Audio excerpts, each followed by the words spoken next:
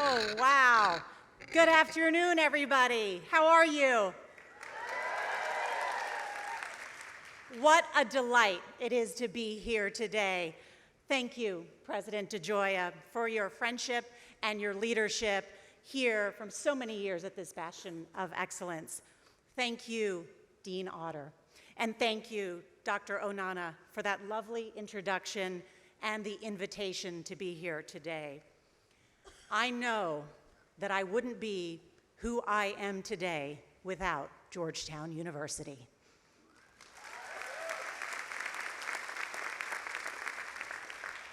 Okay, now to the reason that we are here today. Congratulations to the School of Continuing Studies, class of 2024.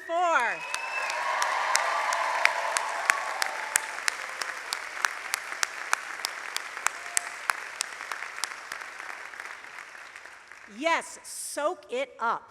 This moment, this incredible accomplishment, to be here on this spectacular day. It's a great day, right? On this magnificent campus, the blue and gray, I remember this place just like when I came here as a freshman back in 1991.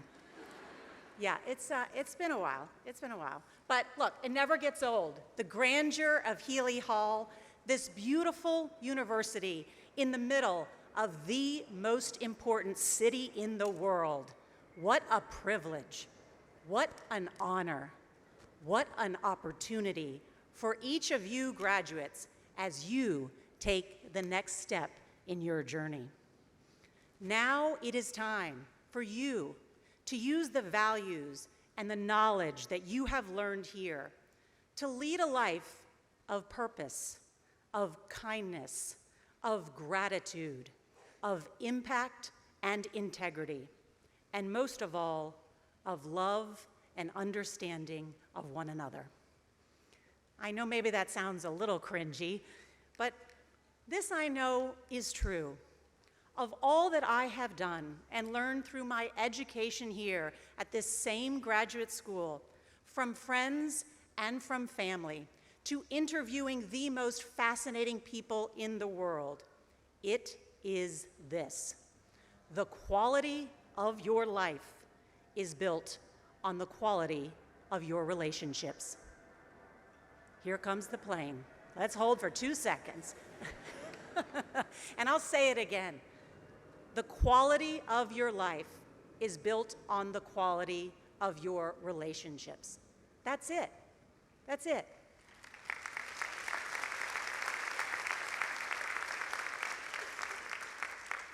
That's my thesis for a well-lived life. Oh, I saw some of you cringe when I said thesis. Sorry, I brought up the thesis. You're done. It's over. You're here. You're a graduate. Congratulations. But the types of relationships that we have in life are: 1, with ourselves, with our family, friends, and coworkers, and 3, with our community and the world. So I want to talk a little bit about the power of those relationships and lessons that I've learned along the way.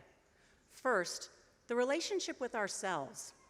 And since I was a philosophy major, it seems appropriate to bring up Aristotle, who said, the most important relationship we have is with ourselves.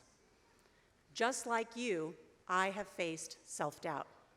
When Dean Otter asked me to come deliver this commencement, I was nervous, wondering what I could possibly say that would be interesting, instructive, and illuminating to all of you on your special day. You see, I'm actually not used to talking about myself. I actually spend my life listening to people. My mom always told me, be a good listener. And it has served me well as a journalist. Listening to people from all over the world, or people who've lost their loved ones to disasters, or people with big ideas who want to change the world. Listening is what we need more than ever today.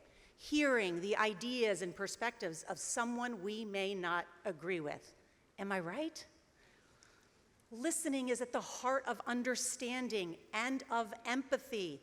By listening, we learn that we are all more alike than we are different.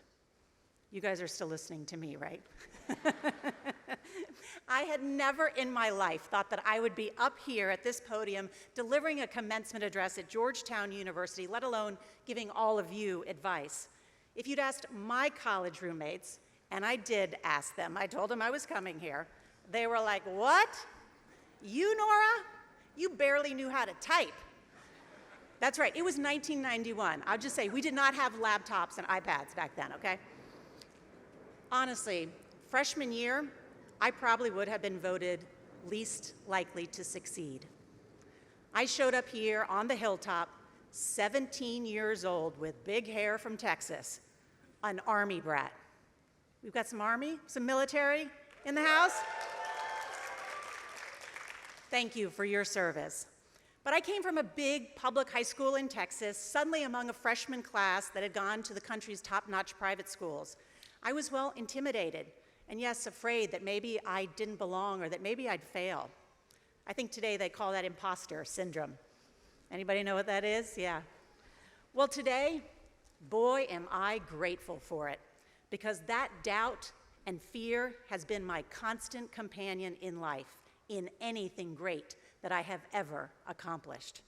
So since commencement addresses are about lessons, here's lesson number 1.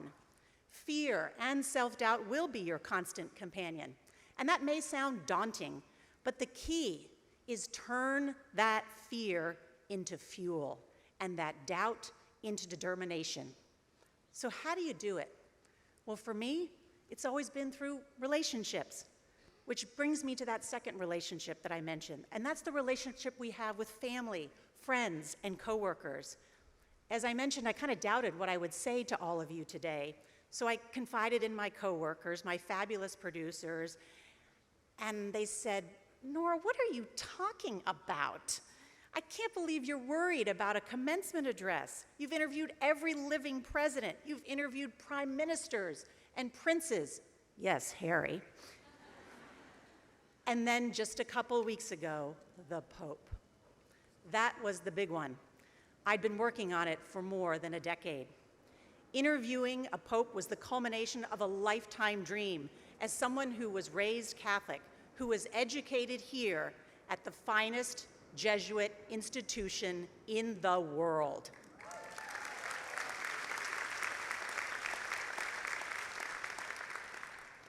Oh, wait, you want to hear the interview? You want to see it? Is that what, did I hear you say that? Yeah, okay, it's Sunday on 60 Minutes, and then Monday on CBS. See, never stop promoting yourself or your work.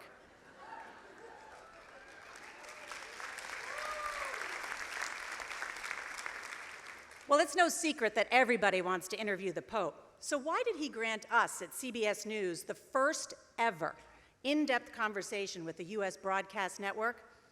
As I mentioned, it took 10 years of writing letters, phone calls. We never quit. We never gave up. And this I know is true. Persistence is the heartbeat of success. But it was our most recent letter that I think made the difference. It wasn't cookie cutter. It was deeply personal.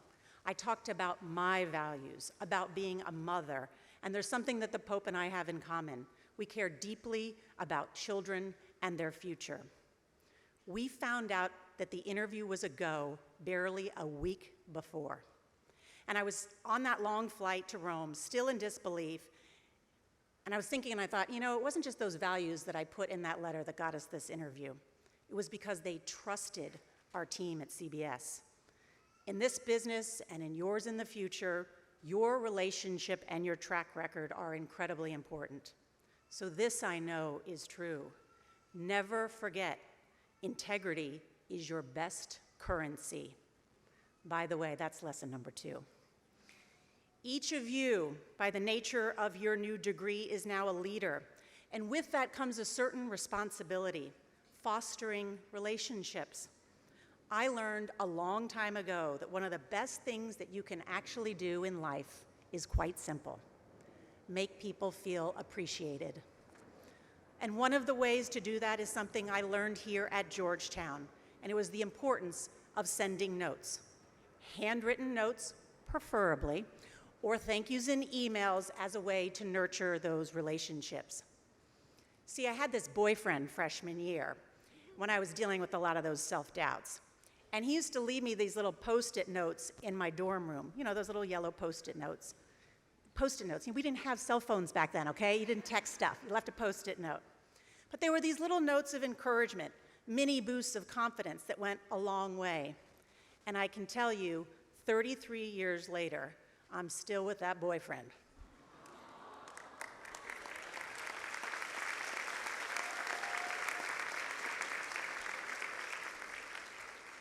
Jeff Tracy, he's here, and he's still leaving me notes, and the kids now get those Post-it notes.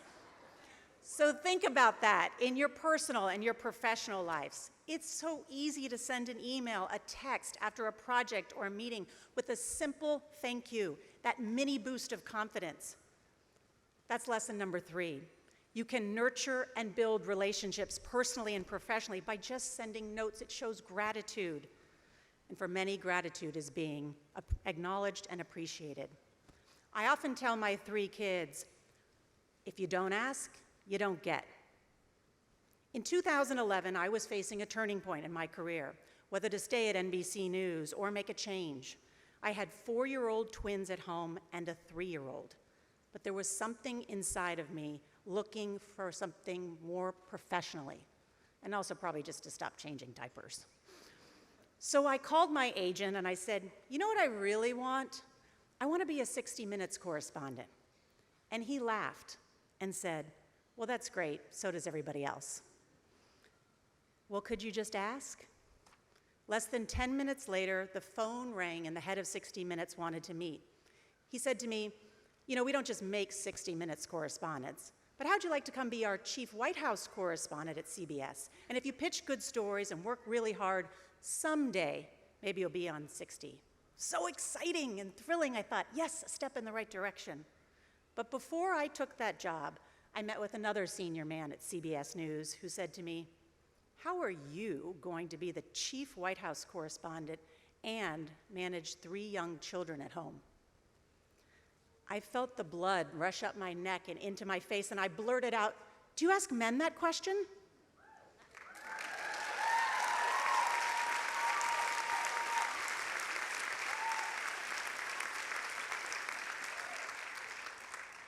It bothered me so much, but I did not let that one guy's doubts determine what I knew I was capable of. And if I had, I wouldn't be sitting in Walter Cronkite's chair today.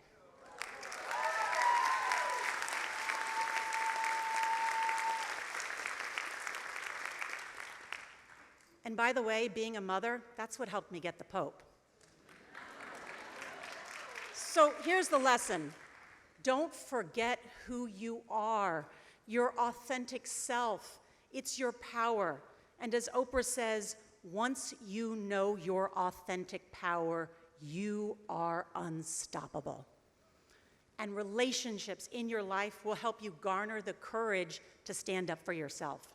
Honestly, I draw my strength from other people. Maybe it's why I like being a journalist. I garner courage by listening to people who are much braver than I am. Like astronaut Christina Koch.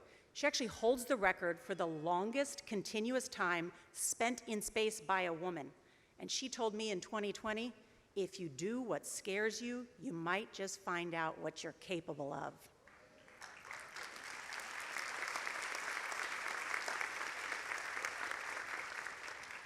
Or Chris Nikich, who made history as the first person ever with Down syndrome to complete an Ironman triathlon. Chris's dad told me that he hated running, so I asked, well, how did your son do it? He said he changed his mindset and said, 1% better every day. Over the course of my 25-year career in broadcast television, I've interviewed some inspirational people, and I'm often asked, who is the most interesting person you've ever interviewed? And the answer is an easy one, a 15-year-old girl. After 9/11, I visited Pakistan and learned something I hadn't known before, the alarming rates of illiteracy. Even today, more than half of the women and girls there don't know how to read or write. So when I heard a young Pakistani girl was publicly standing up to the Taliban, I took notice. But then something terrible happened. When she was 15, a masked gunman boarded her school bus and shot her in the head. You may have heard of her. Her name is Malala Yousafzai.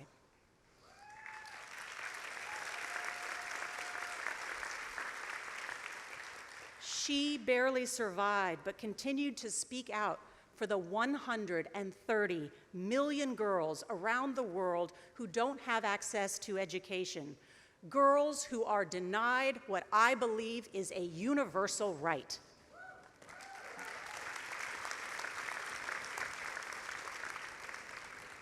And for Malala's advocacy, she became the youngest person ever to receive the Nobel Peace Prize at the age of 17. It's just incredible. And I just knew I had to meet her and get the first interview with her, the exclusive. And I worked so hard to do that, but it didn't happen. Diane Sawyer got the first interview. But the good news is I got the second interview. See, never give up. And I can tell you that I have never interviewed someone with such presence and such courage. At the time, the leader of the Taliban in Pakistan still wanted her dead. So I asked her if she was afraid, and I will never forget her reply. She said, "I might be afraid of ghosts and dragons and those things, but I'm not afraid of the Taliban. Why should I be afraid of someone who's afraid of me already?"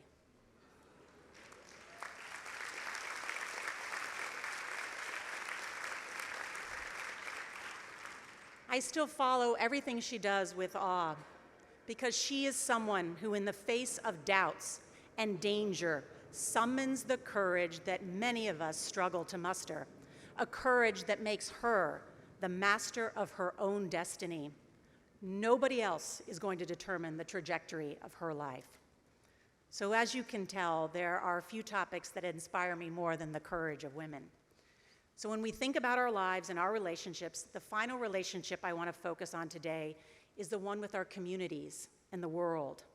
I would encourage each of you, as you start this next chapter, to think how you can shape not just the present, but the future. On July 4th, 2026, we will be celebrating America's 250th birthday, our semi-quincentennial. And that got me thinking a lot about the role of women in American history, those who worked and are working to shape a more perfect union. So my new project is a book about just that. Did you know there's actually a woman's name on the bottom of the Declaration of Independence? I didn't. No. Do you know her name? I didn't. It's Mary Catherine Goddard. She wasn't taught in my history class, so I'm hoping to change that with this new book.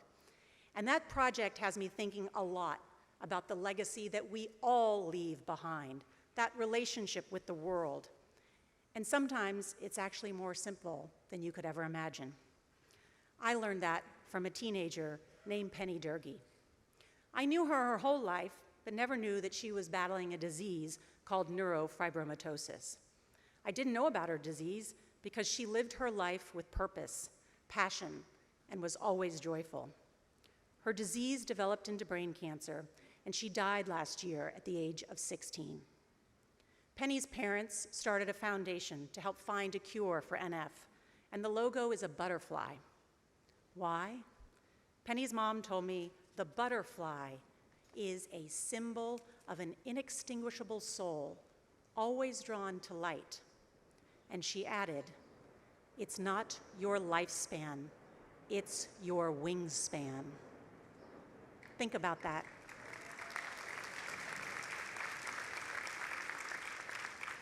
Your legacy will be how many lives you touch. So as you begin this next step in your journey of life, I want you to ask yourself, what's your wingspan? That may seem like a daunting question, but remember, every relationship that you nurture will help you answer it. Congratulations to the class of 2024. You've done it.